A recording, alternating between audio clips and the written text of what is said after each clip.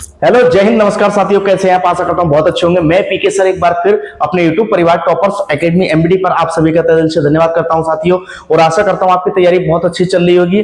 और मेरे प्यारे साथियों, बहुत खुशी की पल की बात यह है कि एग्जाम बिल्कुल निकट आने वाला है और पोस्टें भी बढ़ गई हैं साथियों। और अपनी तैयारी को बिल्कुल बरकरार बनाए रखें और किसी के भ्रम में ना आए और भ्रम ना फैलाएं। और मेरे प्यारे साथियों, बिल्कुल टेस्ट बिल्कुल लगाते रहें और अपना आईक्यू बिल्कुल चेक करते रहें साथियों। और इसी के साथ में हम भी मॉडल बाय मॉडल को उठा लाए हैं साथियों। और आप बिल्कुल नोट्स बनाते रहें, नोट्स बनाएंगे तो बिल्कुल आप निश्चित ही सफलता बिल्कुल पाएंगे साथियों। और जितना भी करा रहे हैं बस इतना डाटा आप कर लेंगे तो नौकरी को सुनिश्चित सफलता बिल्कुल पाएंगे और नौकरी को सुनिश्चित कर पाएंगे साथियों।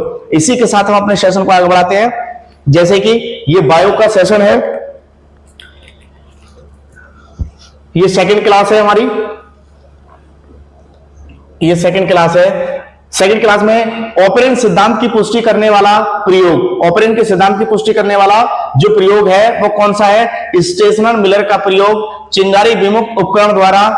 इसमें क्या क्या उपकरण, इसमें क्या क्या उपकरण हुआ था और इसमें कौन कौन सी गैस का अनुपात रहा था? इसमें रहा था मीथेन, अमोनिया, हाइड्रोजन गैस का अनुपात रहा था। और अनुपात है मीथेन का 2, अमोनिया 1, हाइड्रोजन 2। तो 2:1:2 का अनुपात में रहा था। एआई ऑपरेंट के जो पुष्टि करी थी वो स्टेशनर मिलर ने करी थी साथियों, जिसमें कि बाल हेलमेट ने 21 दिन में चूहे उत्पन्न करने का दावा किया था, लेकिन उसको गलत सिद्ध कर दिया।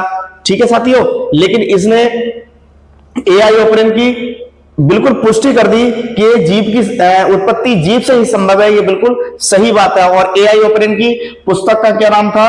The origin of life. Next, आदि सागर में उत्पन्न प्रथम जीव थे जो आदि सागर हुआ था उस समय, आदि सागर में प्रथम उत्पन्न जो जीव थे वह थे मोनेरा। कौन से थे? मोनेरा। इसका अनुपात है 2:1:2। किसका? Methane, ammonia, hydrogen. आदि सागर में उत्पन्न प्रथम जीव थे मोनेरा। उदाहरण जैसे कि नीली हरी शैवाल, एनाबिना, नॉस्टॉक, साइनोबैक्टीरिया। ये कहां पाए गए? ये आदि सागर में उत्पन्न हुए थे साथियों। पृथ्वी के अतिरिक्त ग्रह जहां जीवन संभव है, पृथ्वी के अतिरिक्त जहां जीवन संभव है वह कौन सा है? मंगल ग्रह पर जीवन बिल्कुल संभव है। पृथ्वी के बाद अगर रहने का कोई सा ग्रह है तो वह है साथियों मंगल। नेक्स्ट, चंद्रमा पर जीवन ना होने कारण, चंद्रमा पर जीवन नहीं है। क्यों नहीं है वहां का? क्योंकि वहां का वायुमंडल की अनुपस्थिति है, वहां पर वायुमंडल की अनुपस्थिति है। नेक्स्ट, बृहस्पति पर जीवन ना होने कारण, जो बृहस्पति ग्रह है वहां पर जीवन क्यों नहीं है साथियों? क्योंकि वहां ताप का कम होना, क्योंकि वहां ताप बहुत ही कम है, इसलिए जीवन बृहस्पति ग्रह पर संभव नहीं है प्यारे बच्चों। नेक्स्ट, अवशेषी अंग, जैसे कि मनुष्य में देखे गए थे अवशेषी अंग, अवशेषी अंग 100 से अधिक थे, 100 से अधिक थे। और अवशेषी अंग वह होते हैं जिनका कार्य हम नहीं करें तो वह कुछ समय के बाद विलुप्त हो जाते हैं साथियों। इसलिए बिल्कुल अपने अंगों से बराबर काम लेते रहें। अवशेषी अंग, अवशेषी अंग वर्तमान में अनावश्यक होने के कारण अवशेष बचे अंग अवशेषी अंग कहलाते हैं। जो कि वर्तमान में अनावश्यक होने के कारण अवशेष बचे अंग अवशेषी अंग कहलाते हैं। जैसे कि मानव में कुल अवशेषी अंग कितने देखे गए हैं? 100 देखे गए हैं। मानव में अब तक कुल अवशेषी अंग कितने हैं? 100 से भी अधिक हैं। जैसे कि हम देखते हैं एग्जाम्पल में त्वचा पर बाल, जैसे कि हमारी त्वचा होती है, त्वचा पर बाल जो होते हैं वो किसका काम करती है? वह करती है ताप नियंत्रण का काम करती है। किसका? ताप का उसमें नियंत्रण होता है। किसका? बाल में। जैसे कि आपने देखा होगा ये पशु होते हैं, पशु के ऊपर बाल होते हैं, पक्षी भी होते हैं, इनके ऊपर बाल होते हैं, लेकिन ये गर्मी को भी सहन कर लेते हैं। क्यों? क्योंकि ताप का नियंत्रण रखते हैं उनके बाल। जैसे कि वर्मीफोर अपेंडिक्स, वर्मीफोर अपेंडिक्स, जैसे कि हमारे पेट में वो वर्मीफोम बढ़ जाता है और अपेंडिक्स हो जाती है। तो वर्मीफोम अपेंडिक्स का कार्य क्या था? पहले सेलुलोज का पाचन करती थी। किसका? सेलुलोज का पाचन करती थी, क्योंकि पहले कच्चा मांस खाते थे साथियों, इसलिए। और जैसे कि अक्कल दाढ़, जो अक्कल दाढ़ थी पहले अक्कल डाल का कार्य क्या था? मांस को चीरने फाड़ने का कार्य करती थी। कौन? अक्कल डाल, जिसको कहते हैं कि अक्कल डाल निकली आई। वो क्या क्या काम करती थी? मांस को चीरने और फाड़ने का काम करती थी साथियों। नेक्स्ट, कर्णपल्लवी। कर्णपल्लवी की पेशियां जैसे कि कर्णपल्लवी की पेशियां ये क्या काम करती थी? कानों को हिलाने और डुलाने का काम करती थी। कानों को हिलाने डुलाने में प्रयुक्त होती थी। कौन? कर्णपल्लवी। पिलका सेमिल्यूनिस, पहले इसमें क्या था? निमेशक पटल का कार्य करती थी। जो पिलिका थी सेमिल्यूनिस, इसका क्या कार्य करती थी? निमेशक पटलों का कार्य करती थी। कहां पर? आंखों पर।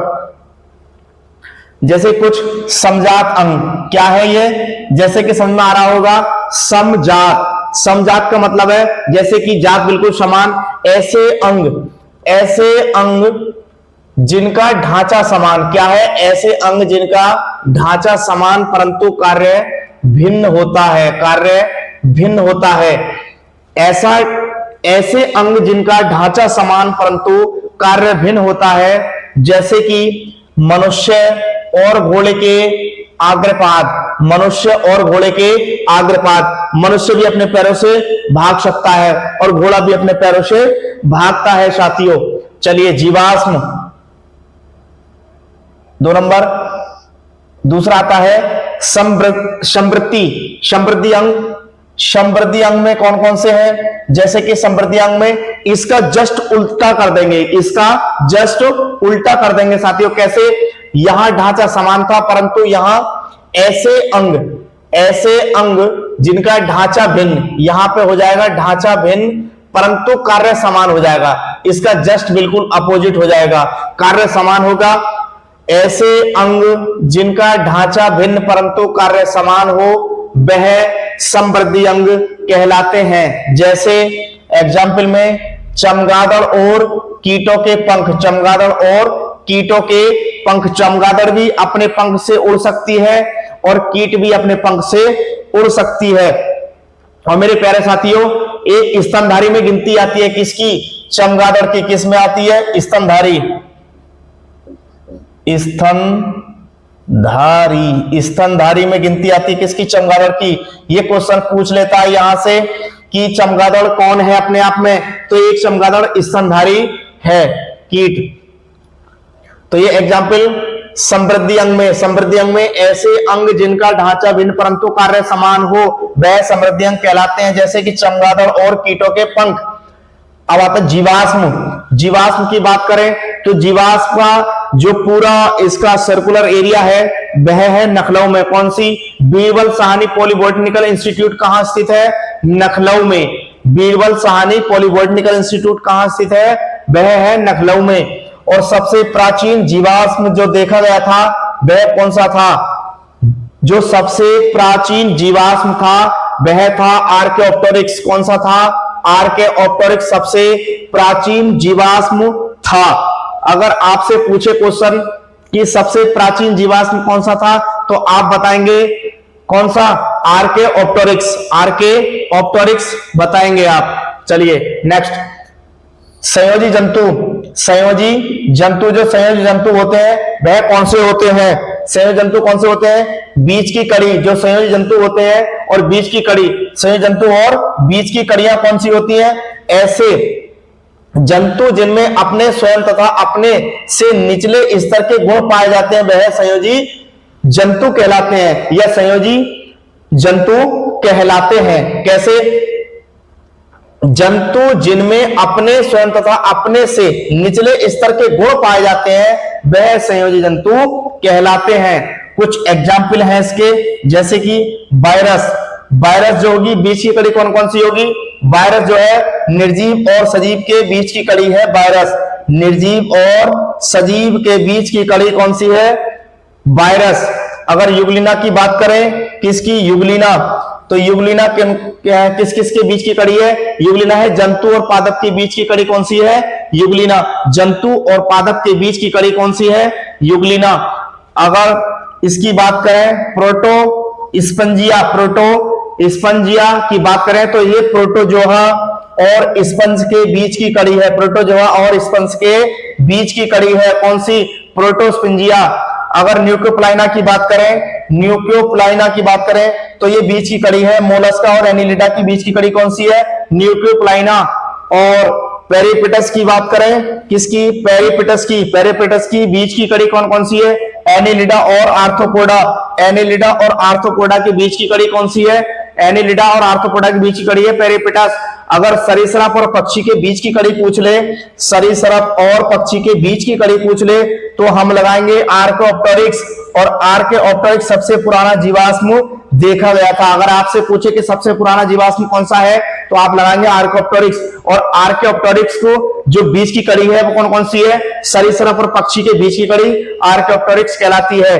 अब सरीसृप और स्तनी के बीच की कड़ी कौन सी है, सरीसृप और स्तनी जो स्तनवर्ग के आते हैं, मेमेलियन, स्तनवर्ग में आते हैं मेमेलियन, इनके बीच की कड़ी कौन सी होगी, सरीसृप और स्तनी के बीच की कड़ी होगी प्रोटोथीरिया। कौन सा होगा, प्रोटोथीरिया इसके बीच की कड़ी होगी। और एक क्वेश्चन हम आपको घर के लिए देते हैं साथियों, इसका आंसर खोजना है कि अर्जुन पुरस्कार आरंभ कब हुआ था, अर्जुन पुरस्कार आरंभ कब हुआ था और प्रथम अर्जुन पुरस्कार किसको दिया गया था। यहां पे लिख देते हैं कि प्रथम, क्वेश्चन लिखते हैं प्रथम अर्जुन, नेक्स्ट लिखते हैं अर्जुन, प्रथम अर्जुन पुरस्कार किसको मिला था। ये दोनों क्वेश्चन आपको बताने हैं कमेंट बॉक्स में, ये दोनों क्वेश्चन बताने हैं आपको कमेंट बॉक्स में। और जरूर बताएं आपको क्लास कैसी लगी प्यारे साथियों। देखो ये क्लास क्या है, आपको बिल्कुल नौकरी में 100% मददगार साबित होगी। अगर साबित नहीं हुए तो मेरे प्यारे साथियों उस दिन आप कहना कि साहब आपका पढ़ाया हुआ कुछ नहीं आया।